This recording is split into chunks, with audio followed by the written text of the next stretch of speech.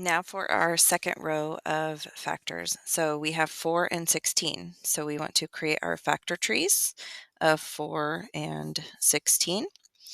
4, you ask yourself what times what can equal 4? And that is 2 times 2. Then we say, are either of these prime numbers? And they actually both are, so we circle them. Then we go over to 16 and we say, what times what equals 16? I know that 4 times 4 equals 16. You could also do 2 times 8. Both will get you to the same prime factorization. Then you ask yourself, are either of these prime numbers? And they are not, because they can be divided down further into whole numbers.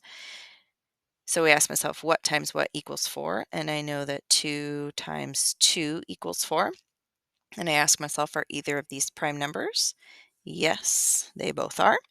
Then 4, again, I know 2 times 2 equals 4, and both of these are prime numbers also. Then I'm going to list out my prime factors by saying that 4 equals 2 times 2, because I'm taking those from there. Then 16 is 2 times 2 times 2 times 2 times 2 times 2 times 2 times 2. And then I ask myself, what common factors do they have? They both have a 2, so I circle that. They also both have another 2. And then to find the greatest common factor, I'm going to multiply both of these common factors.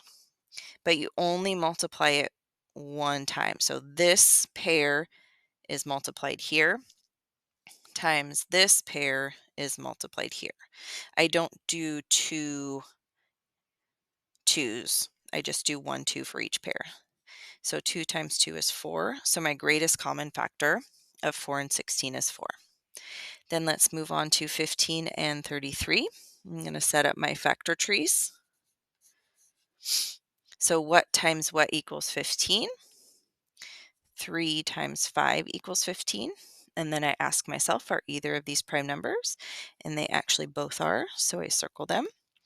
Then I come over here, 33, what times what equals 33? 3 times 11 equals 33. Then I ask myself, are either of these prime numbers?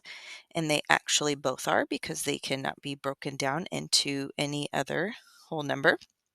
Then I'm going to rewrite my numbers as multiplication sentences with their prime factors. So 3 times 5, and then 33 would be 3 times 11.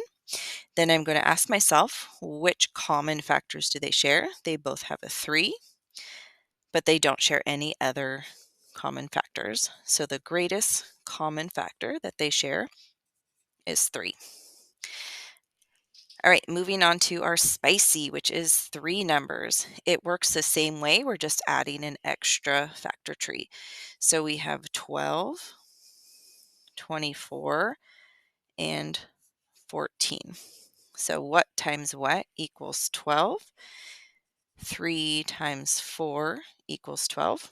And then I ask myself, are either of these prime numbers? And 3 is. Then what can I break 4 down into? 2 times 2. And either of these are prime numbers? Yes, they both are. So I can do 12 as a multiplication sentence, 2 times 2 times 3. Then let's move on to 24. What times what equals 24? 2 times 12. Then I ask myself, are either of these prime numbers? Yes, the 2. Then let's break down 12 into 3 and 4. Are either of these prime numbers? Yes, the 3. Then we break the 4 down to 2 and 2, and these are both prime numbers. So I would rewrite 24, and I would like to start again with my smallest numbers. So I do 2 times 2 times 2 times 3. Then going on to 14. What times what equals 14? 2 times 7. Then I ask myself, are either of these prime numbers? And they are actually both prime numbers. So I'd write 14 as 2 times 7.